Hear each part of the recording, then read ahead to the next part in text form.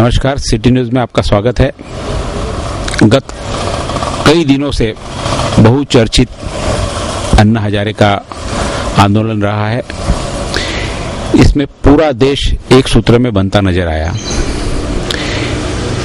आखिर इस आंदोलन के पीछे क्या पृष्ठभूमि रही, इस आंदोलन का मकसद क्या रहा, इस आंदोलन की सफलता क्या रहेगी, क्या सही में जन लोकपाल बिल लागू हो पाएगा या इसमें और किंतु परंतु निकलेंगे, क्या रहेंगी अन्ना टीम की आगे की योजनाएं और सरकार उस टीम को किस नजर से देखती है। बहुत सारे ऐसे प्रश्न हैं जो आम जनता के मन में उठ रहे हैं, उनका समाधान नहीं हो पा रहा है। हर जगह अन्ना अन्ना अन्ना ही नजर आ रहा है। उसके पीछे क्या कोई राजनीति है या सिर्फ समाज सेवा का मुद्दा है? आखिर क्या पृष्ठभूमि रही होगी इस आंदोलन के पीछे? हम आज जानते हैं हम प्राध्यापक विठल दास जी मोहता से, जिन्होंने जन लोकपाल के बारे में बहुत दिल से इस लोकपाल बिल को और इस देश की परिस्थिति का अध्ययन किया है। देखते उनकी नजर में यह बिल क्या असर करेगा। सर नमस्ते, सिटी न्यूज़ में आपका स्वागत है। गत कई दिनों से अन्ना हजारे का आंदोलन चल रहा है। आज भी आंदोलन के बारे में अन्ना हजारे की रोज नई नई चुनौती आती है और राजनीतिक लोग अपनी चालें चलते हैं। कहीं कुछ उस पर केस हो रही, कहीं इस पे केस हो रही। आखिर इस चीज के पीछे पहले तो इस आंदोलन की पृष्ठभूमि क्या रही होगी, आपको क्या लगता? एक तो ये आंदोलन ये स्वतंत्र भारत के इतिहास का एक अभूतपूर्व आंदोलन है, ऐसा मेरा मत है। इसका कारण ये है कि ये एक पहला आंदोलन है जिसमें धर्म, जाति, आयु, विचारधारा, कोई राजनीति, किसी भी प्रकार का इसमें कोई उल्लेख, दखल अंदाजी नहीं रही। ये निश्चित है कि लोगों के मन में बड़ी पीड़ा, बहुत निराशा रही। उसी की वजह से ये आंदोलन ने एक दम पकड़ा है। लेकिन इस आंदोलन की सबसे अच्छी खूबी ये है कि इसमें युवा पीढ़ी शामिल हुई और जिस युवा पीढ़ी ने गांधी जी के बारे में जाना ही कम था, उन्होंने गांधी जी के मार्ग पे चल के देख लिया कि कितनी ताकत होती है सत्य और अहिंसा में। तो उस रूप में इस आंदोलन को तो मैं स्वतंत्र भारत के इतिहास का एक अभूतपूर्व आंदोलन ही मानता हूँ। जैसे युवा पीढ़ी, इसमें अचानक से अभी युवा पीढ़ी का अपने को लगता है बहुत बड़ा जन समुदाय देखने को मिला है। पूरे आंदोलन की पृष्ठभूमि में ज़्यादा समर्थन युवा पीढ़ी का ही रहा है अन्ना जी को। और आपने कहा कि गांधी जी के मार्ग पे चले, तो गांधी जी का मार्ग कैसा, युवा पीढ़ी अन्ना जी से क्यों जुड़े, ऐसा क्या कारण महसूस होता है आपको? इस प्रतिस्पर्धा के युग में अभी सबसे ज्यादा अगर किसी को भुगतना पड़ रहा है तो वो युवा पीढ़ी को ही भुगतना पड़ रहा है। किस चीज में? ऐसे भ्रष्टाचार से युवा पीढ़ी तो अभी आगे बढ़ी नहीं, भ्रष्टाचार कैसे उनको अनुभव हो गया? नहीं, रोजगार के क्षेत्र के अंदर, पढ़ाई के क्षेत्र के अंदर, वो परिवार के अंदर देखते हैं, परिवार के विघटन के रूप में देखते हैं, परिवार की जितनी तकलीफें है उस रूप में देखते हैं। तो बाकी के लोग तो केवल बात कर पाते हैं, उनके सामने अनेक समस्याएं होती है, वो मैदान में नहीं उतर सकते। युवकों का ये आशा स्थान रहा है हमेशा। इवन जयप्रकाश जी नारायण ने जो 1974 में जो आंदोलन किया था, वो भी गुजरात के विद्यार्थियों ने ही शुरू किया था। बाद में उन्होंने जयप्रकाश जी नारायण को बुलाया और बाद में वो देशव्यापी आंदोलन बना। तो जो काम युवा पीढ़ी कर सकती है, वो एक बुजुर्ग आदमी या अधिक उम्र के आदमी जिसपे परिवार की 50 प्रकार के दायित्व रहते हैं, वो कर नहीं सकते। इसलिए युवा पीढ़ी का तो बड़ा स्वाभाविक था उसके अंदर सफल हो जाना था, उसमें शामिल हो जाना था। और जैसे इस आंदोलन के बारे में अभी कि ये इसकी सार्वभौमिकता के बारे में, संसद में इसकी विचारधारा के बारे में, ये आंदोलन अन्ना द्वारा अभी यानी जन लोकपाल में कोई भी चेंजेस नहीं होने चाहिए, इस प्रकार का आग्रह चला जा रहा। इसके क्या कुछ दुष्परिणाम भी हो सकते हैं या आपको क्या लगता है कि अन्ना जो बात करेंगे वो का वही वैसा का जस का तसी लोकसभा में पेश होना चाहिए? क्योंकि इसमें बहुत सारी चीज़ों को शामिल नहीं किया, गरीबों को शामिल नहीं किया, दलितों को शामिल नहीं किया हुआ है, बहुत सारी चीज़ें इसमें छूटी हुई। तो क्या लगता है इस चीज़ पर बिना चर्चा के पास हो जाना चाहिए आपको, जैसा का तैसा? नहीं, अन्ना जी पर बहुत से आक्षेप लिए गए। जैसे एक आक्षेप तो यही है कि ये अधिनियम बनाने का अधिकार तो केवल संसद का है, इसलिए अन्ना जी जो बात बोल रहे हैं वो तो संविधान के खिलाफ है। और एक आक्षेप है कि ये तो मध्यम वर्ग के लोगों का पाखंड है। और एक आक्षेप है कि आंदोलन अपनी लक्ष्मण रेखा को पार कर रहा है। जब ये संयुक्त समिति बनी तो उसमें कुछ लोगों ने आंदोलन किया, दलित और अल्पसंख्यक वर्ग के इसके अंदर प्रतिनिधि नहीं है। यदि इस प्रकार की अनेक जो आपत्तियां ली गई, उसको एक वाक्य में अगर मैं कहूँ तो मैं तो ये बोलूंगा कि इस आंदोलन को कमजोर करने के लिए कई गई बातें हैं। ये कभी भी अन्ना जी ने ये बात नहीं की संसद कानून नहीं बनाएगी करके, संसद के अधिकार को कभी उन्होंने चुनौती नहीं दी। हमको 15 अगस्त 1947 और 26 जनवरी 1950 के अंतर को समझना पड़ेगा। हम लोग बहुत आनंद उत्सव मनाते हैं स्वतंत्रता दिवस का। अभी तक हम 15 अगस्त 1947 को ही अपनी स्वतंत्रता दिवस के रूप में मानते हैं। 26 जनवरी 1950 का अर्थ हम कितना समझ पाए, यह आम आदमी तक अभी उतना स्पष्ट नहीं हुआ है। वो दिन है जिस दिन हमको सही अर्थों में स्वतंत्रता मिली और उस समय प्रजा को ही सर्वोपरि माना गया है। तो अन्ना जी ने ये तो बात कभी नहीं कही थी कि भाई मतलब ये होना चाहिए करके, कि संसद ने कानून नहीं बनाना चाहिए करके। लेकिन अन्ना जी का अपना एक मार्ग था, उस मार्ग पर वो चले, उस भाषा का प्रयोग उन्होंने किया जो सरकार को समझ में आवे। इसके लिए हमको कई चीजों के पृष्ठभूमि में जाना पड़ेगा। जब तक हम उन बातों को समझने की चेष्टा नहीं करते तब तक अन्ना जी पर इस प्रकार की आपत्तियों में हम भी बह सकते हैं। लेकिन ये सारी बातें क्लियर हो जाना बहुत जरूरी है। कौन सी बातें आपके जानकारी में, कौन सी बातें जिसमें लोगों ने पीछे जाना चाहिए या बताना चाहेंगे कि ऐसी ये बात इसमें यानी पृष्ठभूमि जो पूरी शामिल होती है आज तक, जो इसने आज आंदोलन का रूप ले लिया है? जैसे मैं कुछ पहले तो आपत्तियों पर उत्तर दे दूं कि जैसे मध्यम वर्ग का पाखंड बोलते हैं, गरीब वर्ग उतना ही शामिल हुआ है। बम्बई के डब्बे वालों ने 120 वर्षों के इतिहास में कभी हड़ताल नहीं की, वो पहली बार की है। हर प्रकार का मजदूर, हर प्रकार का व्यक्ति इस आंदोलन में सड़क पर आया है। तो ये कैसे कहा जा सकता है कि ये मध्यम वर्ग का पाखंड है करके? और ये मैंने पहले ही कह दिया है कि ये कोई जाति और धर्म का आंदोलन नहीं था, इसमें किसी प्रकार का किसी पार्टी का झंडा नहीं था। वैसे स्थिति में इस आंदोलन के बारे में ये कहना कि इसकी संयुक्त समिति में दलित या अल्पसंख्यक वर्ग का प्रतिनिधित्व नहीं है, ये तो केवल भटकाव निर्माण करने के लिए और आंदोलन को कमजोर करने के लिए की जाने वाली बात है। अब रही बात अन्ना जी का ये कहना या लोगों का ये कहना कि अन्ना जी का कहना है कि मैं जो कहता हूँ वही लोकपाल बिल पास होना चाहिए, ऐसी तो कोई स्थिति थी नहीं। लोकपाल बिल ये अन्ना जी की खुद की मांग नहीं है। इसके पहले 8 बार संसद के अंदर, सबसे पहले इंदिरा जी के कार्यकाल में 2 बार, इसके बाद में मोरारजी भाई देसाई के कार्यकाल में 1 बार, राजीव जी गांधी के कार्यकाल में 1 बार, विश्वनाथ प्रताप सिंह जी के कार्यकाल में 1 बार, देवे गौड़ा जी के कार्यकाल में 1 बार और अटल बिहारी वाजपेयी जी के कार्यकाल में 2 बार ये लोकपाल बिल की मांग हो चुकी है। उन्होंने तो इस मांग को केवल उठाया है कि जब ये इसकी आवश्यकता नहीं थी तो 42 वर्षों तक लगातार इस बिल की मांग करने का तो किसी प्रकार का कोई कारण नहीं था। इसका मतलब हुआ कि ये चीज आवश्यक तो थी, तो अन्ना जी ने तो केवल वही बात की। अब इसके अलावा अन्ना जी ने जिस समय ये आंदोलन प्रारंभ किया तो इसकी तो वो तैयारी बहुत वर्ष कई महीनों से कर रहे थे, उनकी जो टीम है कई महीनों से कर रही थी। सबसे पहले तो 30 जनवरी 2011 को हिंदुस्तान के 60 शहरों में उन्होंने मोर्चे निकाले और सरकार को अपनी बात पहुंचाने की कोशिश की कि आप लोकपाल बिल लाइए। इसका मतलब है सरकार से उनकी बातचीत तो होती रही है। जब सरकार ने कोई किसी प्रकार का ऐसा पॉजिटिव रिस्पांस नहीं दिया तब 26 फरवरी को उन्होंने इस बात की घोषणा की कि अगर लोकपाल बिल नहीं आता है तो मैं 5 अप्रैल से दिल्ली में अनशन करूंगा। उन्होंने विधिवत उसकी परमिशन मांगी, सरकार ने उसकी परमिशन भी दी है। बड़ी खुशी खुशी परमिशन दी, तब तक तो लगा ही नहीं था क्योंकि देश में लोग अन्ना जी को जानते ही नहीं थे। बस बात अपन ने ये समझ लेना चाहिए कि लोग देश में अन्ना जी को ज्यादा जानते ही नहीं थे। लोगों को लगा ठीक है आंदोलन ने दे दो, उनको परमिशन दे दो। लेकिन एक दिन में ही 5 अप्रैल को शाम तक ही सरकार की ये बात समझ में आ गई कि ये तो लोग सड़क पर उतर गए। अब सड़क पर उतर गए तो 2 दिन में उनकी ये बात समझ में आ गई कि भाई अपने को तो कोई भी हालत में इस आंदोलन को अब समेट लेना चाहिए। इतनी बुद्धि आई उनको। तो अन्ना जी का मार्ग हो सकता है ये कि जो सरकार के समझ में आए। तो अन्ना जी ने खुद ने कभी भी ये बात अन्ना जी ने नहीं कही कि भाई संसदीय बिल पास नहीं करेंगे करके। और जनता का दबाव निर्माण करने का अनशन के अलावा दूसरा कौन सा तरीका है? अभी हम सब लोगों का अनुभव क्या है, सरकार आखिर कौन सी भाषा को समझती है?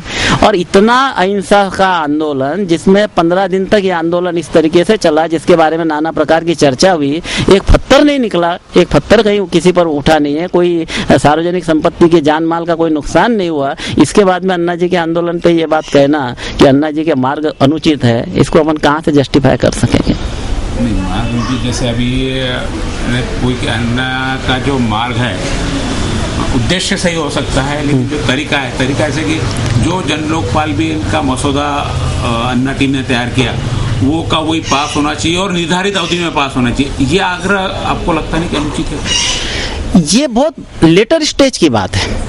जब सारे प्रकार के प्रयत्न कर लिए, जब एक संयुक्त समिति बन गई, संयुक्त समिति में 5 प्रतिनिधि सरकार के और 5 अन्ना जी के, तो आखिर उस समिति में बातचीत करने के लिए अपना एक एजेंडा लेके तो बैठना पड़ेगा ना।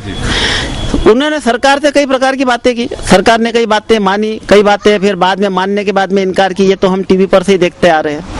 लेकिन मुझे अन्ना टीम की एक बात हमेशा अपील करती है कि उन्होंने ये बात कही थी कि जो कुछ भी हमारी प्रोसीडिंग्स है इसको आप टीवी के माध्यम से लोगों तक पहुंचा दीजिए, इसमें क्या आपत्ति हो सकती थी।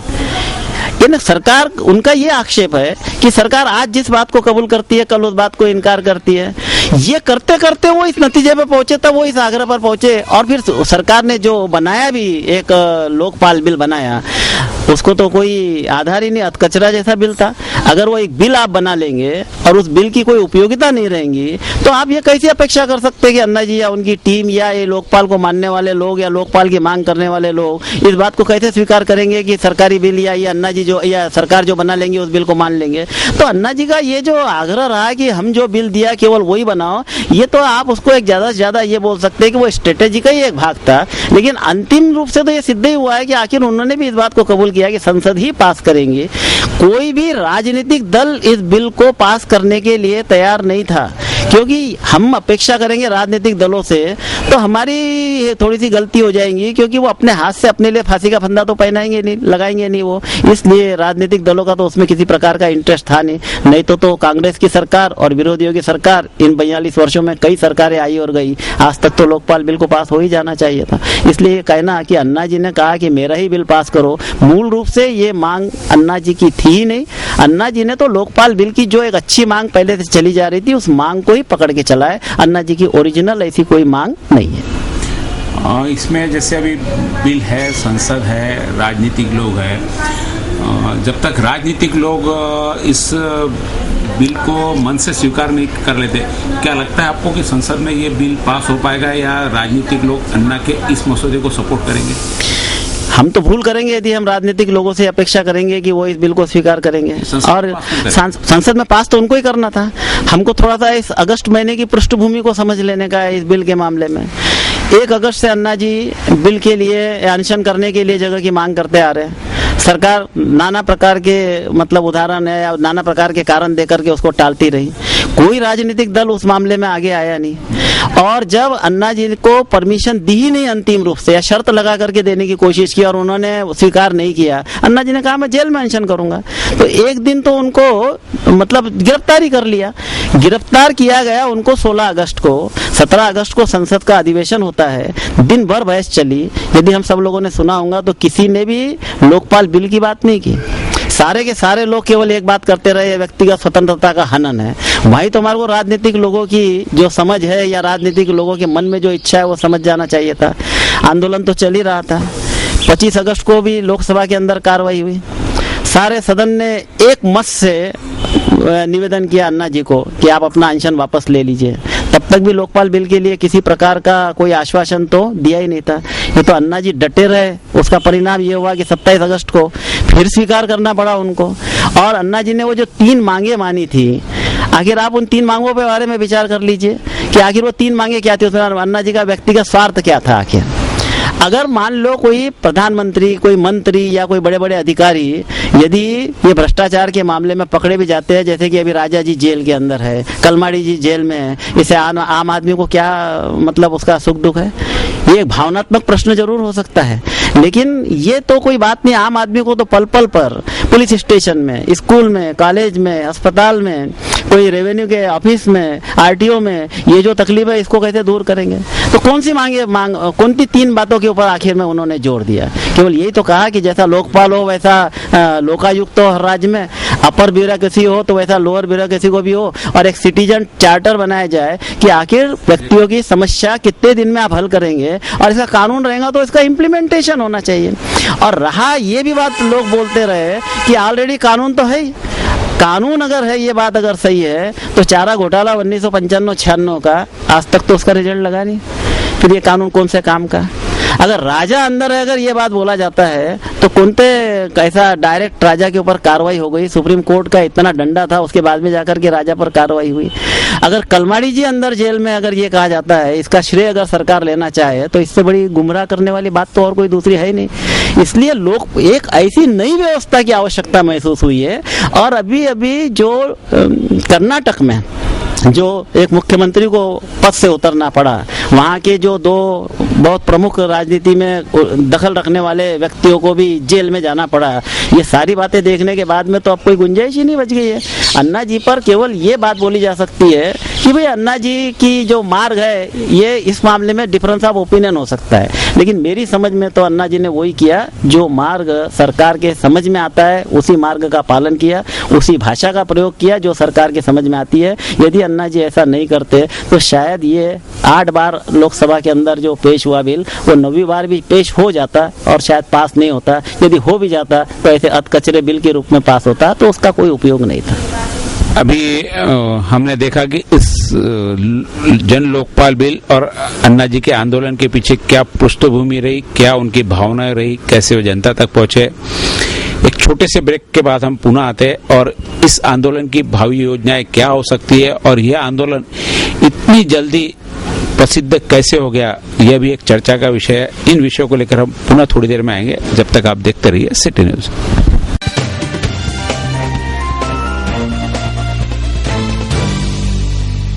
अभी आप सुन रहे थे अन्ना हजारे के आंदोलन की पृष्ठभूमि और किस प्रकार से यह आंदोलन आंदोलित हुआ। हमने जब से हमारी युवा पीढ़ी इस आंदोलन में बहुत ज्यादा की संख्या में तादाद में इसमें शामिल हुई है, तो इससे पहले भी कोई ऐसे आंदोलन हुए हैं जिसकी पृष्ठभूमि को देखकर शायद अन्ना को प्रेरणा मिली हो कि पहले भी, क्योंकि कोई भी काम करने के लिए हम इतिहास को पहले देखते हैं कि इससे पहले ऐसा कार्य हुआ तो उसकी सफलता असफलता क्या थी, उसमें क्या कमियां रह गई थी, उसमें क्या हासिल हुआ था। ऐसी बहुत सारी चीजें आंदोलन, कोई भी नया कार्य आंदोलन बोलो या कोई भी चीज बोलो, उसमें ऐसा देखा जाता है। तो अन्ना के समझ में क्या ऐसे उनके पूर्व के लोग रहे होंगे जिनसे वे प्रेरित होकर इस आंदोलन की ओर बढ़े। हम सर से पूछते क्या उन्होंने भी कोई ऐसा, सर अभी जो जितना अन्ना का आंदोलन सफल हुआ है, पूरा देश एक साथ में हमें जुड़ता हुआ नजर आया, खासकर युवा पीढ़ी। इससे पहले भी कोई क्या आंदोलन आपके नजर में ऐसा कि हुआ था और सारे के सारी जनता एक साथ में कहीं जुड़ती हुई नजर आई थी आपको? हाँ, ये जयप्रकाश जी नारायण का जो आंदोलन था, ये भी इतना ही सफल आंदोलन था। किस चीज के लिए किया था आंदोलन? उस समय सबसे पहले ये आंदोलन गुजरात में विद्यार्थियों ने किया इस आंदोलन को, और वो आंदोलन चलाने के बाद में विद्यार्थियों ने खुद होकर के जयप्रकाश जी को निमंत्रित किया कि आप इस आंदोलन को लीड कीजिए, नेतृत्व कीजिए। और जयप्रकाश जी ने उन पर एक कंडीशन लगा दी थी कि अगर आप अहिंसा के मार्ग पर चलोगे और कोई किसी प्रकार का यानी वो मार्ग छोड़ोगे नहीं, इस बात का अगर आप आश्वासन देते हो तो मैं आपकी आंदोलन को मतलब नेतृत्व, अब नेतृत्व शब्द तो उन्होंने नहीं बोला होगा, लेकिन उन्होंने अपनी तैयारी उसमें इन्वॉल्व होने की बताई। अब आप वो जो जयप्रकाश जी के आंदोलन की फलश्रुति ये है कि देश में इमरजेंसी लगी, और आज भी हम बीच बीच में इमरजेंसी को याद करते हैं, और किस रूप में याद करते हैं ये अपने समझने का विषय है। अब आप उस बात को अगर याद करेंगे तो आखिर एक बात ये है कि आखिर इमरजेंसी लगी क्यों। इमरजेंसी लगने के कुछ ही दिन पहले जयप्रकाश जी ने दिल्ली के मैदान में सेना को संपूर्ण क्रांति का आह्वान किया, और इसी को आधार बना करके इंदिरा गांधी ने इमरजेंसी लगा दी। आज तो अन्ना जी ने तो ऐसा कुछ किया ही नहीं था। कितनी बड़ी बात थी सेना को आज एक प्रकार से विरोध करने के लिए कहना। ये तो अपने स्वतंत्रता के काल में जिस प्रकार पहले सेना को हिंदुस्तानी सेना थी और अंग्रेजों का राज था, तो जैसा उसी प्रकार का सेना और पुलिस को संपूर्ण क्रांति का आह्वान जयप्रकाश जी ने किया था। किसी ने तो उसके बाद में जयप्रकाश जी पर ये दोषारोपण नहीं किया कि जयप्रकाश जी ने कितनी बड़ी बात की। उसी को आधार बनाकर इंदिरा जी ने इमरजेंसी लगा दी। आज भी इंदिरा जी को उस बात के लिए कोसा जाता ही है। कांग्रेस को खुद को संभलता नहीं है, उसका उत्तर देते देते आज भी कांग्रेस अपने आप को पीछे है ऐसा मान करके चलती है।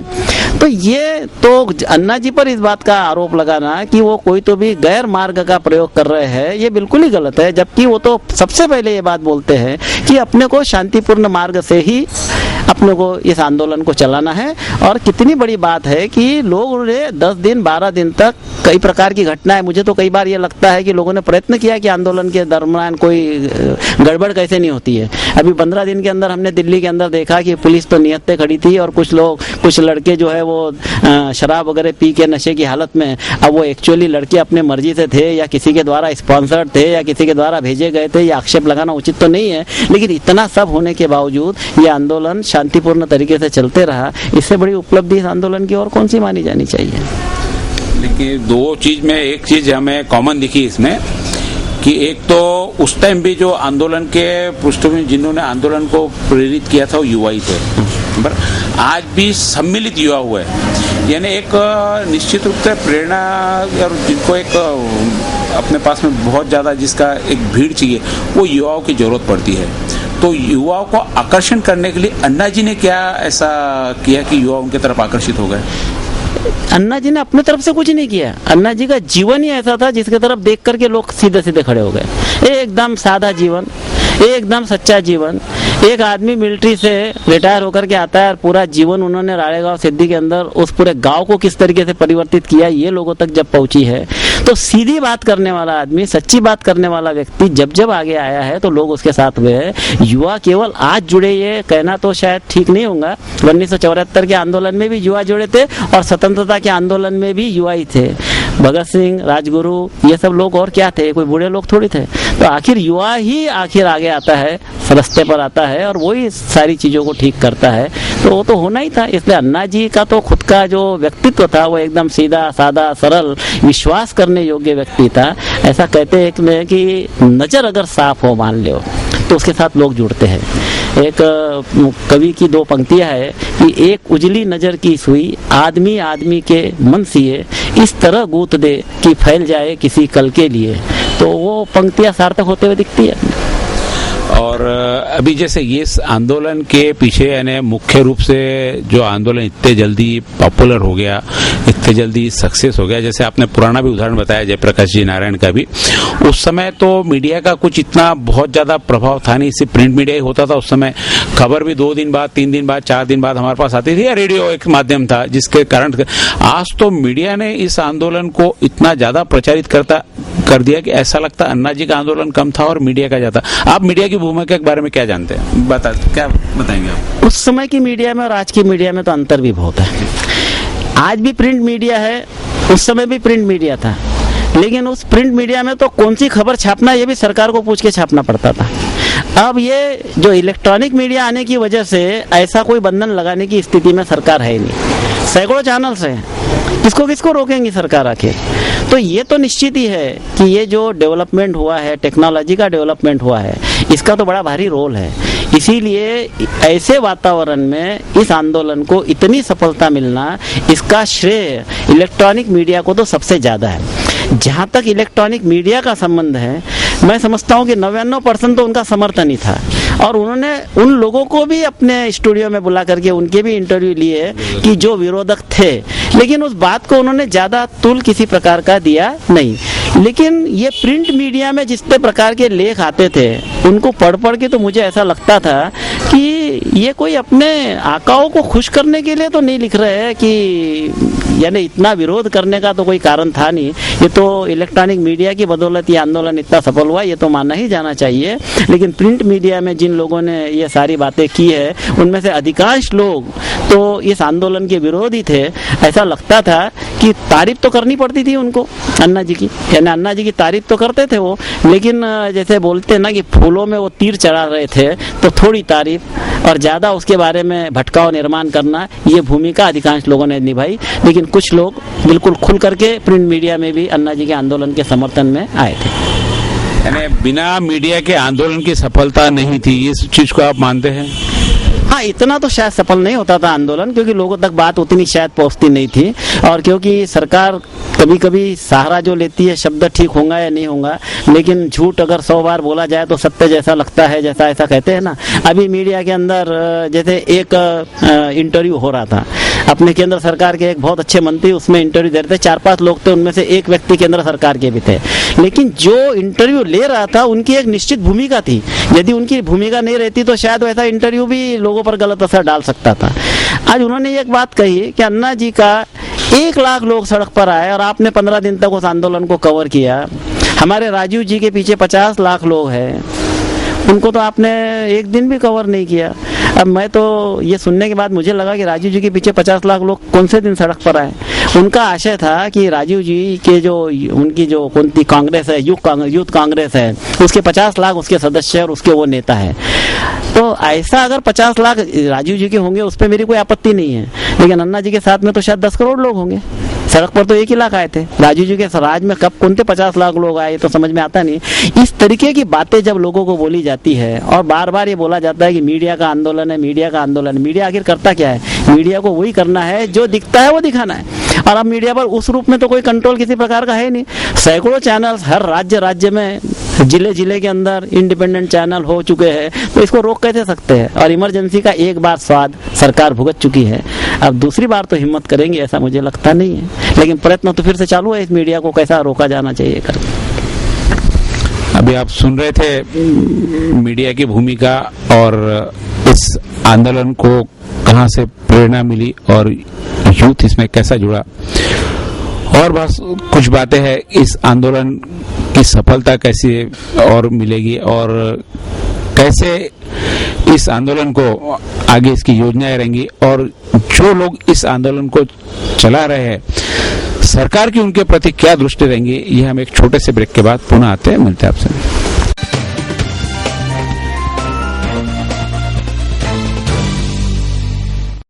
नमस्कार, सिटी न्यूज में पुनः आपका स्वागत है। बात चल रही थी अन्ना के आंदोलन की और मीडिया की। मीडिया ने इस आंदोलन को इतना प्रचारित किया कि रातों रात यह आंदोलन सफलता के शिखर पर पहुंच गया। वंदे मातरम, भारत माता की जय, अन्ना नहीं है गांधी है, मैं भी अन्ना तू भी अन्ना, ऐसे कई नारे टीवी के माध्यम से आम जनता तक पहुंचे।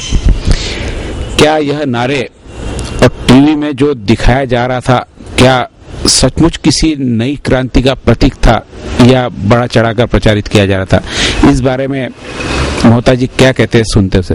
सर, अभी जो मीडिया में जो प्रचार पूरा इस आंदोलन का हुआ और मीडिया के कारण ही ये आंदोलन इतनी जल्दी सफलता के शिखर पर पहुंच पाया।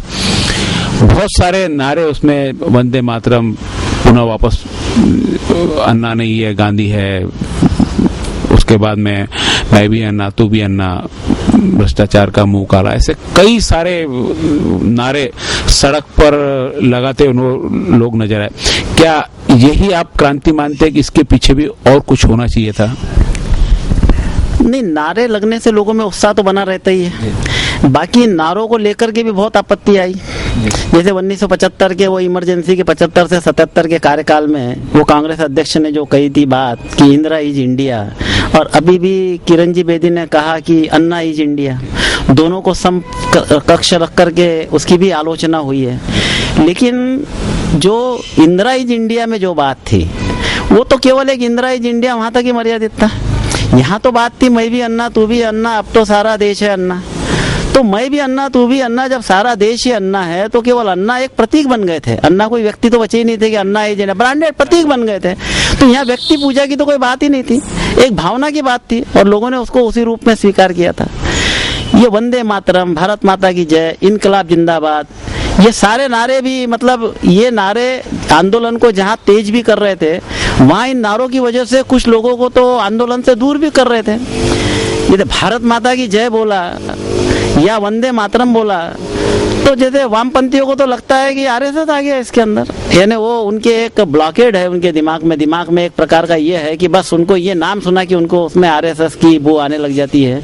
ऐसी कोई बात ही नहीं है। इनकलाब जिंदाबाद था, हाँ, और ये तो लगातार इस बात को बोले जा रहे हैं कि, और अगर अपन आरएसएस की भी बात माने कि आरएसएस का उसमें हाथ है, जैसे एक आक्षेप ये लिया जाता है कि 10-20 हजार लोगों को रोज भोजन आरएसएस के कार्यकर्ता कराते थे। लोग इसको किस रूप में देखते हैं ये मेरे सोचने का विषय नहीं है।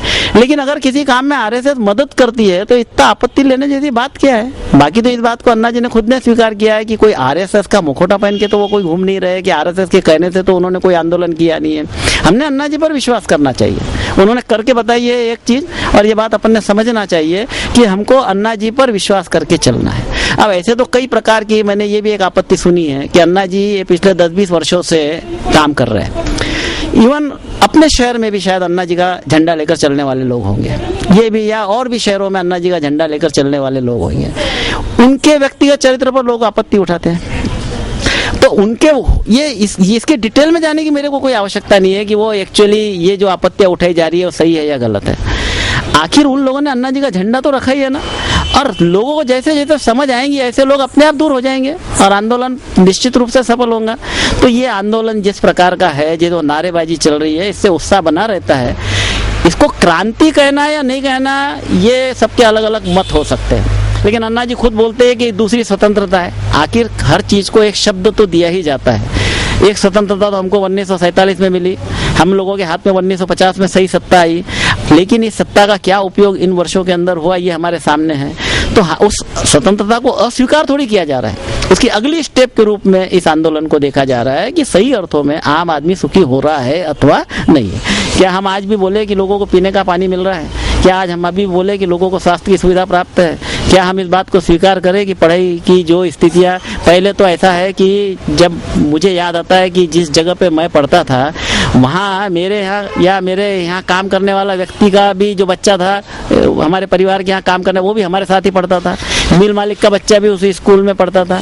आज तो इन लोगों की स्कूलें अलग हो गई है। तो ये जो स्वतंत्रता का ये माना था क्या? तो गांधी जी ने जो जिस स्वतंत्रता की कल्पना की थी, हाँ चले जाए तो हाँ सब अलग अलग। तो आज ये स्थिति में इसको क्रांति बोलो या दूसरी स्वतंत्रता बोलो या इतने शब्दों में जाने की बजाय ये कहीं तो भी लोगों की जो पीड़ा है, और ये बात तो उतनी ही तय है कि आखिर ये आंदोलन हुआ है तो राजनीतिक दलों को कुछ समझ आई है, और हम ये अपेक्षा कर सकते हैं कि अब कुछ तो भी सुधार होगा। और एक जो कथन है कि जब पाप का घड़ा भरता है तो फूटता है, तो उसकी सार्थकता मुझे इस समय समझ में आ रही है। जैसे अभी एक नारा है, अन्ना नहीं ये गांधी है। अन्ना जी की गांधी से तुलना करना कहाँ तक उचित लगता है? गांधी जी कभी स्टार्च वाले कपड़े नहीं पहने, अन्ना जी बिना स्टार्च के कपड़ों के कहीं दिखते नहीं है। गांधी जी ने दलितों को, गरीबों को हमेशा उनके लिए कार्य किया। अन्ना जी के आंदोलन में गरीबों और दलितों के लिए कहीं कार्य दिखता नहीं है।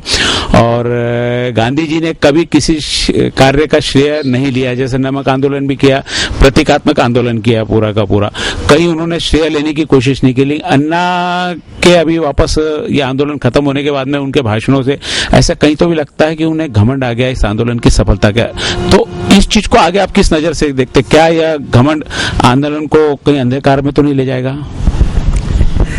इस संबंध में मैं जो बोलूंगा उसको मेरी व्यक्तिगत राय समझना। यानी मैं ऐसा समझता हूँ कि मैंने जिस नज़र से देखा है, एक तो गांधी जी की पढ़ाई और अन्ना जी की पढ़ाई में बड़ा बेसिक अंतर है। आखिर इस बात को कहीं ना कहीं तो स्वीकार करना पड़ेगा, एक बैरिस्टर आदमी कुछ काम कर रहा है, इसमें मैं अन्ना जी को कहीं कम नहीं लेख रहा हूँ। दूसरी बात, अन्ना जी ने कभी नहीं कहा कि मैं गांधी हूँ करके। ये लोग भले अगर कुछ कहते होंगे, ये बात एक अलग है। रहा सवाल उनकी भाषा का, तो एक थोड़ी सी भाषा की अड़चन ये हो सकती है कि अन्ना जी उतनी अच्छी हिंदी नहीं बोल पाते जितनी वो अपने मराठी के अंदर बोलते हैं। तो हिंदी बोलने, जो एक मराठी भाषी जिसको हिंदी कम समझ में आती है, हो सकता है उसकी भाषा में हमारे को वो लोच नजर नहीं आवे, उसकी वजह से गलतफहमी हो सकती है। लेकिन जहाँ तक इंटेंशन का संबंध है, अब कपड़ों का संबंध कि गांधी जी जैसे रहते थे और अन्ना जी स्टार्च के कपड़े पहनते थे, तो शायद मुझे लगता है कि ये बात अन्ना जी तक पहुंच जाएंगे तो वो भी वैसा कर लेंगे। लेकिन इससे हमको लोगों को क्या लाभ हो जाएगा, ये अपने लोगों के सोचने का सवाल है। तो ये समझने का बात हो सकती है केवल, पर अन्ना जी को थोड़ी सी भाषा की, हिंदी भाषा में अड़चन जाती है। ये तो मैं जब उनकी मराठी का उनका स्टेटमेंट सुनता था और हिंदी का जब स्टेटमेंट सुनता था, तो लोग आग्रह करके उनको बोलते थे अब आप कम से कम 5 मिनट हिंदी में बोलिए, तो उस वक्त पे वो बोलते थे। तो वो भाषा का जो अंतर है उसकी वजह से गलतफहमी हो सकती है, लेकिन अन्ना जी में वो बात नहीं है। और रहा दलितों के लिए क्या किया, अल्पसंख्यकों के लिए क्या किया, तो गरीबों के लिए क्या किया, तो दलित समाज ने, अल्पसंख्यक समाज ने और जो गरीबों का जो तबका था, उनके आम जनता ने उनके नेताओं का विरोध रहने के बावजूद इस आंदोलन में अपनी सहभागिता रख करके इस प्रश्न का उत्तर दे दिया, ये हमको स्वीकार करना चाहिए। और राळेगांव सिद्दीकी आज से 10-20 वर्षों पहले की स्थिति क्या थी और आज राळेगांव सिद्दीकी क्या बन चुका है, इसको हमने समझने की पहले जाकर के देखने की कोशिश करनी चाहिए। और हर किसी के हाथ से अगर समझो कोई होती भी होंगी कोई गलती, तो ये इतनी बड़ी तुल देने जैसी बात तो नहीं है। अभी जो आंदोलन आधा सफल हुआ आधा नहीं हुआ, ऐसा वो मानते कि ये जीत आधी है। आधी जीत के बाद में जो अन्ना टीम है, जो उनके सहयोगी है, सरकार का दबाव लगातार उन पर बढ़ता जा रहा है। कोई न कोई रूप में, कोई न कोई रूप में उन्हें प्रताड़ित किया जा रहा है, या उन्हें मानसिक यातनाएं बोले, या उनके कुछ पुराने काम ऐसे जो बार बार निकल कर सामने आ रहे हैं।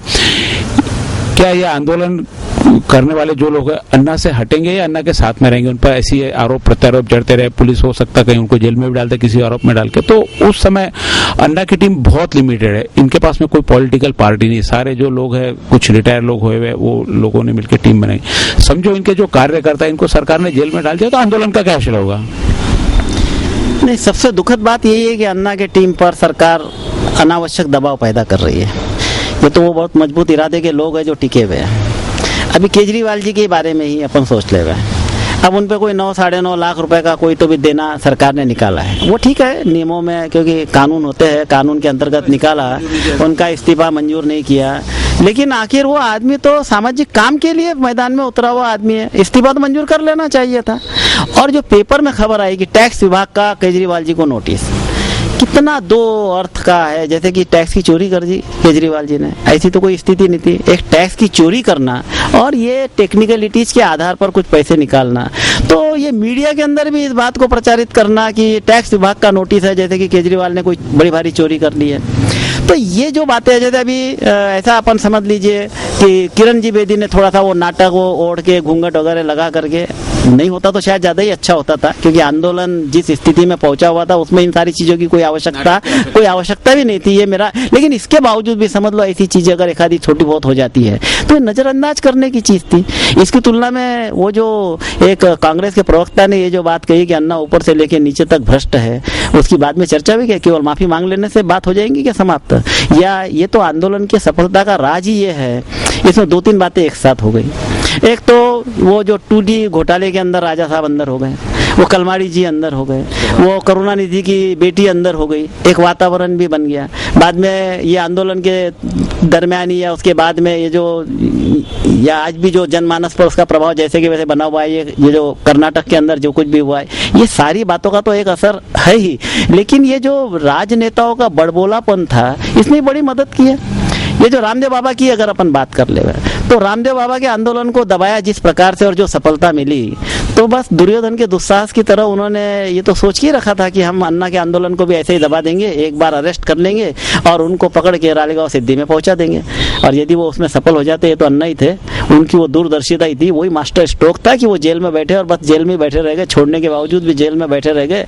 अगर मान लो वो गलती से बाहर निकल जाते और उनको रालेगांव सिद्धि पहुंचा दिया जाता, तो शायद हम आंदोलन को इतना सफल होते हुए नहीं देख पाते थे। फिर भी होता वो आंदोलन, आज नहीं होता, देर सवेर होता, इससे भी वो सबक लेकर के आगे और उसको ठीक करते, शायद इससे ज्यादा सफल भी हो सकता था। लेकिन ये जो आज सफलता है, ये तो अन्ना जी की और अन्ना जी की टीम की दूरदर्शिता का ही परिणाम है कि उन्होंने आंदोलन को इस लॉजिकल एंड तक पहुंचा दिया है। अभी रामदेव बाबा का नाम आया है, जैसे रामदेव बाबा ने भी अन्ना के समर्थन में आंदोलन किया था और विदेश से पैसा वापस लाने के लिए आंदोलन, उनका आंदोलन दबा दिया गया। या तो हो सकता कि रामदेव बाबा में खुद में उतना पेशेंस ना हो कि उतने दिन वो अनशन कर सके, शायद इसलिए भी दबा दिया गया।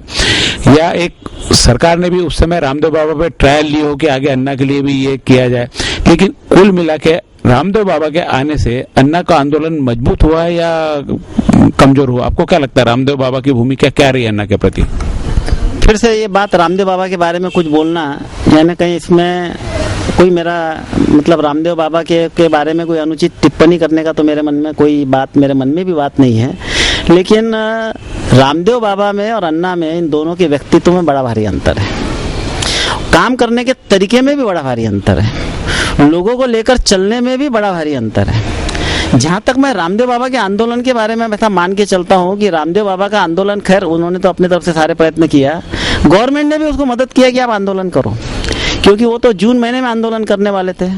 उसके पहले उन्होंने अप्रैल महीने में सरकार ने अन्ना के आंदोलन को देख लिया। मेरा ऐसा व्यक्तिगत मानना है कि अन्ना के सामने एक बड़ी लकीर खींचने की सरकार की इच्छा हो गई, इसलिए रामदेव बाबा को तो प्रोत्साहन कर करके इन्होंने उनके आंदोलन को चरम सीमा तक पहुंचाने की एक बार कोशिश की, क्योंकि उनको मालूम था कि रामदेव बाबा को तो हम कभी भी हैंडल कर लेंगे। वो दूसरी बात है कि उसके बाद में वो सरकार ने थोड़ी बहुत गलती कर दी।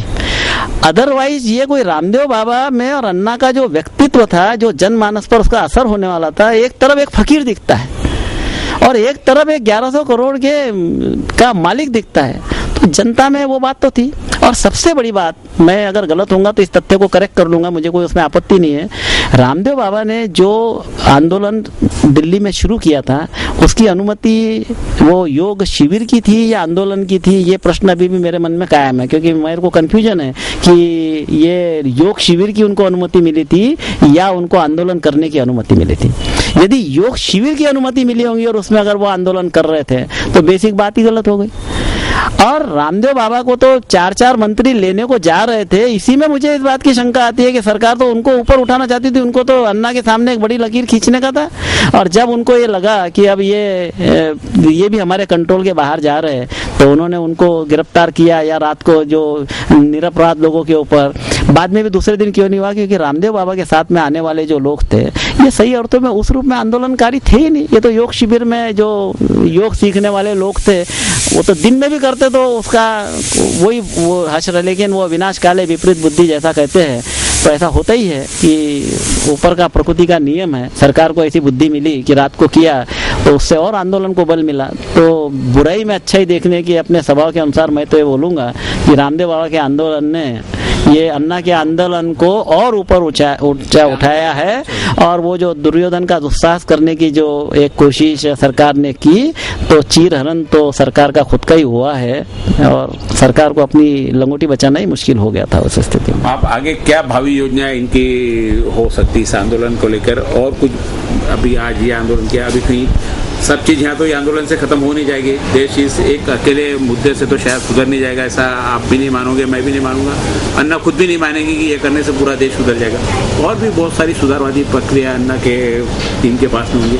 आपको क्या लगता है कौन कौन सी चीज उन्होंने करनी चाहिए और इसकी योजनाएं आगे क्या हो सकती है इनकी? आगे क्या होगा ये तो अपन चर्चा करेंगे ही, लेकिन इसके पहले क्या हुआ उसको भी थोड़ा सा रेफरेंस में लेना जरूरी है। राइट टू इन्फॉर्मेशन ये आखिर किसकी देन है? आखिर इन्हीं लोगों की देन है ये। और वो कितना बड़ा हथियार हम लोगों को मिला है, जो लोग थोड़ा बहुत भी इसको जानते हैं और इसका जिन्होंने थोड़ा बहुत भी उपयोग किया है। आज दफ्तरों में राइट टू इन्फॉर्मेशन के नाम पर कितनी घबराहट होती है। तो ये एक चीज उन्होंने पहले पाई। दूसरा प्रयत्न उन्होंने किया कि भाई अपने को ये लोकपाल का ये लाना है। लोकपाल और कुछ नहीं है, एक व्यवस्था है जो भ्रष्टाचार का खिलाफ अगर कोई शिकायत आती है तो उसकी जल्दी से जल्दी उसकी सुनवाई हो, उस पर कार्रवाई हो। कानून तो आज भी है, इसको तो किसी ने इनकार नहीं किया कि बगैर कानून के तो देश था ही नहीं। तो एक नई व्यवस्था इसलिए लाने की केवल एक बात थी, केवल लोकपाल लेन दे उसको शॉर्ट किया जाए। और अब आगे के लिए भी सरकार सोच करके अपने अन्ना जी सोच करके बैठे कि मेरा आगे का आंदोलन क्या होना चाहिए। ये जो जमीन का आंदोलन उनको जो अधिग्रहण करते हैं उसको करना है, शिक्षा के क्षेत्र में उनको आंदोलन करना है, लेकिन उसके पहले उन्होंने चुनाव सुधार को अपना एक लक्ष्य बनाया। अब जहाँ तक चुनाव सुधार का संबंध है तो अन्ना जी ने 2 बातें कही है, एक तो राइट टू रिकॉल और एक राइट टू रिजेक्ट। इसमें जो राइट टू रिकॉल है इसके लिए अभी देश तैयार हुआ या नहीं हुआ, यानी मेरा व्यक्तिगत मत तो ये है कि आज देश उसके लिए तैयार नहीं है राइट टू रिकॉल के लिए। लेकिन राइट टू रिजेक्ट ये तो आज ही एक्सेप्टेड है, कानून में है। अभी भी अगर आपको कोई उम्मीदवार पसंद नहीं है तो आज व्यवस्था है, फॉर्म भर के देना पड़ता है। लेकिन जो उपाय अन्ना जी ने सुझाया है ये भी अन्ना जी का ओरिजिनल नहीं है, ये भी 1970 से मांग की जा रही है। इसको भी चुनाव आयोग ने मान्यता प्रदान की है। अन्ना जी ने नया कुछ नहीं कहा है, जो चीजें पहले से मांग की जा रही है केवल उनकी वो मांग करते जा रहे हैं कि आप ये कीजिए। अगर राइट टू रिजेक्ट अगर एक ईमानदारी से अगर लागू कर दिया जाता है तो आप समझ लीजिए कि भ्रष्टाचार काफी हद तक कंट्रोल में आ सकता है। अब ये भी समझने का विषय है कि उससे भ्रष्टाचार कैसे कंट्रोल में आएगा। बात तो केवल ये है कि इलेक्शन में पैसा लगता है करके वो राजनीति के लोगों को भ्रष्टाचार करना पड़ता है, ये बात कही जाती है। लेकिन आखिर इलेक्शन में पैसा ही न लगे इसकी हम व्यवस्था करें तो उसके लिए एक दूसरा भी उपाय बताते हैं कि गवर्नमेंट ने फंड देना चाहिए। सबकी अपनी अपनी अलग अलग राय हो सकती है। व्यक्तिगत राय मेरी ये है कि अगर गवर्नमेंट फंडिंग से अगर राजनीतिक पार्टियों को पैसा दिया जाता है तो कहीं रोक से ये इलाज ज़्यादा खतरनाक साबित न हो जाए, तो एक बार तो ये राइट टू रिजेक्ट ये तो इम्प्लीमेंट किया ही जा सकता है। और जरूरी नहीं है कि सारे के सारे कोई बहुत बड़े स्तर के ऊपर आपको कुछ करने की जरूरत है। अगर कोई 10, 20, 25, 30, 40 इलेक्शन अगर किसी जगह पर प्रतिनिधि चुने जाते हो, एक भी राइट टू रिजेक्ट में अगर लौट करके अगर आ गया ना, तो बाकी के 10, 20, 25 जितने हैं उनको अपने आप सबक मिल जाएगा, तो ठीक रास्ते पर वो आ जाएंगे। ये एक अच्छा उपाय है जिस पर आम लोगों ने इस पर सोचना चाहिए और इस बात का पूरी तरीके से समर्थन करना चाहिए। राइट टू रिजेक्ट पर ऐसा मेरी व्यक्तिगत राय है। राइट टू रिकॉल के लिए तो अपना देश अभी तैयार है ऐसा लगता नहीं है, क्योंकि सिर्फ साक्षरता की तो बात छोड़िए कि वो साक्षर होने से भी समझदारी आती है क्या, ये सवाल है। तो उस रूप में तो अपना देश आज भी तैयार नहीं है।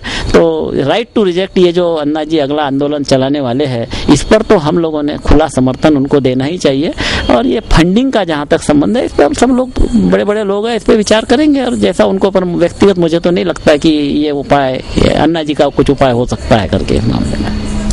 जैसे अभी इसमें इस आंदोलन में हर आंदोलन कोई आंदोलन लड़ाई है, कोई ना कोई हथियार होता है। इसमें मुख्य हथियार था अभी अनशन। तो इस अनशन के पीछे क्या दार्शनिकता कार्य करती है, कैसे अनशन से क्यों सरकार झुक जाती है? ऐसा क्या है अनशन में कि कोई भी अनशन करने बैठे सरकार को झुकना ही पड़ता? हमने देखा कि कई बड़ी बड़ी क्रांतियां हो गई, कई चीज हो गई, हमने कई आंदोलन देखे, सरकार नहीं झुकी। सशस्त्र आंदोलन हुए, पत्थरबाजी हुई, नारेबाजी हुई, हड़ताल हुई, काम बंद हुआ, लेकिन एक छोटे से अनशन से पूरी सरकार झुक जाती है। क्या दार्शनिकता काम करती है अनशन के पीछे? आपको क्या लगता है क्या होना चाहिए मनस्थिति इसके पीछे लोगों की, सरकार की दबने की? सरकार क्यों दबी? ये तो गांधी जी की देन है। जिस शासन के मतलब राज्य में कभी सूर्य का अस्त नहीं होता था, वहाँ गांधी जी ने आखिर अहिंसा और सत्य के मार्ग पर चल करके ही उनको यहाँ से रवाना किया है। अभी के भी आंदोलन के बारे में अगर हम सोच लें कि अगर मान लो अगर ये अहिंसा का था करके, तो सरकार को आखिर तो अपने ही लोग थे, कुछ तो शर्म थी। ऐसे जहाँ जहाँ उनका बस चलता है वहाँ तो वो लाठी वगैरह चला ही देते हैं, गोली वगैरह चला ही देते हैं। जब यहाँ ये गांधी जी के मार्ग पर चले कि इनके हाथ में कोई शस्त्र ही नहीं है, अस्त्र ही नहीं है करके, तो आखिर नहीं कर सके, क्योंकि हर 5 साल के अंदर चुनाव पे जाना है। तो अहिंसा ही तो एकमात्र मार्ग है, अपनी बात रखने का दूसरा कौन सा मार्ग हो सकता है? तो ये हथियार आपको ऐसा लगता नहीं कि ये जो हथियार व्यक्ति विशेष के द्वारा चलाया गया तो ही असरकारक होता? आम आदमी इस हथियार को चलाए तो नहीं? ऐसे कई अनशन हुए जो सफलता तक नहीं पहुंचे, कई लोग अनशन के कारण हो सकता कहीं मर भी गए। आज भी उधर नागालैंड, मणिपुर में 11 साल से कोई अनशन कर रहा है, उसको भी अभी तक सफलता नहीं मिली। यानी व्यक्ति विशेष ही यदि कोई ये हथियार वापरे तो ही सफल होता है, ऐसा आपको लगता है? कोई भी वापरे तो हो जाएगा सफल? नहीं, आखिर कॉज सबसे इम्पोर्टेंट चीज है। अभी पिछले दिनों हमने सुना है कि कोई शायद गंगा के प्रश्न के ऊपर किसी ने कोई कितने दिन अनशन करने के बाद उनकी मृत्यु भी हो गई, लेकिन उसका कॉग्निजेंस लोगों ने नहीं लिया। आंदोलन पे जैसे गुजरात के अंदर जो नर्मदा का आंदोलन हुआ था, उस पर भी तो अनशन वगैरह हुए थे, मेघाजी पाटकर ने किया था। लेकिन एक आंदोलन में द्विपक्षीय बात हो जाती है। अगर एक पक्ष को नुकसान है और दूसरे पक्ष को अगर फायदा है, आखिर गुजरात के अंदर पानी की इतनी बड़ी समस्या थी तो वो लोगों का समर्थन उसको मिल नहीं पाया, तो आखिर कॉस्ट तो उतना ही इम्पोर्टेंट है। अब वो जो पूर्वोत्तर राज्य के अंदर जो एक महिला इतने जो आंदोलन कर रही है, तो एक तो लोगों तक वो बात पहुंची नहीं है, और वो आंदोलन किस बात पर है? अब इस प्रकार के आंदोलन तो कल जम्मू कश्मीर में भी हो सकते हैं कि वहां से सेना को हटाओ। कल मान लीजिए सेना को हटाओ के ऊपर अगर कोई आंदोलन करता होगा तो हमारे जनमानस को कितना एक्सेप्टेबल होगा, ये सोचने का सवाल है। तो आखिर कॉज ये सबसे इम्पोर्टेंट बात है। यहाँ किसी दूसरे पक्ष को नुकसान का कोई काम ही नहीं था, यहाँ आम आदमी के फायदे की बात थी। वहाँ एक पक्ष का फायदा था तो दूसरे पक्ष का नुकसान था। और फिर बात यह है कि आखिर कौन आदमी खड़ा होता है उसके पीछे, आंदोलन करने वाला व्यक्ति कौन है। हाँ, अगर उसका ऐसा चरित्र है कि अपने को लगता है कि इस पर विश्वास किया जा सकता है, तो आदमी उस आंदोलन को सफलता मिलती है। जिस पर विश्वास करना ही संभव नहीं है, सिर्फ वो अनशन कर रहा है, तो ऐसे तो 30-30 दिन उपवास करने वाले अपने को हर गली में लोग मिलेंगे। तो सबसे बढ़िया तो फिर वही बात पर करेंगे। रोज उससे तो कोई मतलब आगे कॉस्ट सबसे इम्पोर्टेंट चीज़ है। ये लोगों में जिस प्रकार की तकलीफें आज बढ़ी हुई थी, उस तकलीफों के प्रतीक के रूप में ये आंदोलन आया। और अन्ना जी ने नया कुछ नहीं किया है, जो आज तक मांग होते रही है, वर्षों से जो लोग तकलीफ पा रहे हैं, उसी मांग को सामने रख करके एक सीधे सच्चे आदमी ने ये आंदोलन किया। फिर मीडिया का इतना भरपूर समर्थन मिला, इसलिए ये आंदोलन सफल हुआ है। अभी सारी आपसे चर्चा हुई अन्ना के बारे में, बाकी विशेष भी बारे में, आपकी तरफ से या अन्ना के तरफ से कोई हमारी अमरावती की जनता को, दर्शकों को ऐसा संदेश देना चाहेंगे जिससे भ्रष्टाचार कम हो या इस आंदोलन को थोड़ा बल मिले? ये आंदोलन, ये पहला ऐसा आंदोलन जो मैं देख रहा हूँ कि जिसमें कोई जाति का नाम नहीं था, कोई धर्म का नाम नहीं था, कोई राजनीतिक पार्टी का नाम नहीं था, कोई आयु का बंधन नहीं था। ये पहला आंदोलन है। फिर भी हमने देखा होगा कई सामाजिक संगठनों ने अपने अपने अलग अलग मोर्चे निकाले। अगर कहेंगे तो मैं कहूँगा कि ये सामाजिक संगठन यदि सार्वजनिक मोर्चे में शामिल होते तो शायद ज़्यादा इफेक्टिव रहता था। अब मैं किसी एक जाति का व्यक्ति होने के नाते उस मोर्चे में शामिल हो गया। इसकी बजाय अगर वो एक सार्वजनिक सब जाति के लोग मिलकर के जो आंदोलन, या कोई व्यापारिक संगठन अपने व्यापारिक संगठन के नाम से मोर्चा निकाल रहे हैं या रिजोल्यूशन पास कर रहे हैं, हमको कहीं तो भी जाति और धर्म से अलग हट करके प्रश्नों के घटना पड़ेगा। नहीं, जाति और धर्म, गुटबाजी तो ठीक है, एक अलग विषय हो गया। राजनीति, जाति धर्म से अलग हट करके सोचना पड़ेगा। जब हम उस रूप में सोचना प्रारंभ करेंगे तभी हम उस आंदोलन को सही अर्थों में अपना समर्थन दे पाएंगे। तो हमको तो ये कोशिश करनी चाहिए कि ऐसा जब कोई भी आंदोलन जाति धर्म राजनीतिक विचारधारा से अलग हट करके सामाजिक प्रश्नों पर है तो हमको समाज के साथ में खड़े रहना है, अपने समाज की एक अलग आइडेंटिटी रख करके खड़े रहना। ये हम न तो अपने समाज का भला करते हैं ना उस आंदोलन का भला करते हैं, केवल करने के नाम पर एक समाधान लेते हैं कि हमने भी वो किया। अब फिर भी एक तो मानना चाहिए कि पहली बार भले जो लोग कभी सड़क पर नहीं उतरे थे वो लोग सड़क पर आए, ये एक शुभ लक्षण है। लेकिन अब इसकी आगे की स्टेप तो ये होनी चाहिए कि अपने अपने जाति के मोर्चे निकालने की बजाय सारे जाति समाज के मोर्चे जब निकले तो उसमें हम लोगों को शामिल होना चाहिए। और जहाँ तक संबंध है, मेरी तरफ से कुछ बात कहने का तो सवाल नहीं है, लेकिन मैंने अभी एक लेख में एक राजकिशोर जी का एक आर्टिकल पढ़ा था और उसमें उन्होंने एक बात कही कि अन्ना जी में बहुत सी संभावनाएं हैं और इसलिए हमारा ये काम है कि हम अधिक से अधिक उनको अपना समर्थन देवे और इसमें किसी प्रकार की हिचकिचाहट अपने मन में नहीं रहनी चाहिए, क्योंकि इतिहास ऐसे मौके हमको बार बार देता नहीं है। धन्यवाद सर। आज इस अन्ना जी के आंदोलन के बारे में बहुत विशेष चर्चाएं हमने आज मोहता सर से की।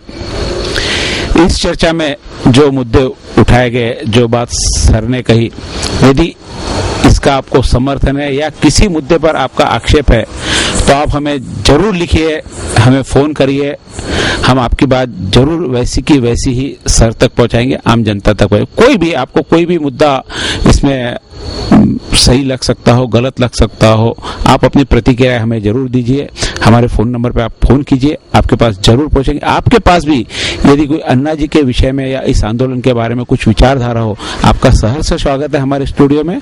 आप आइए, आपके विचार पेश कीजिए, सारी जनता को बताइए और इस आंदोलन को सर का ऐसा कहना है कि सफल बनाइए। हम भी चाहते हैं कि ये आंदोलन सफल हो। नमस्कार।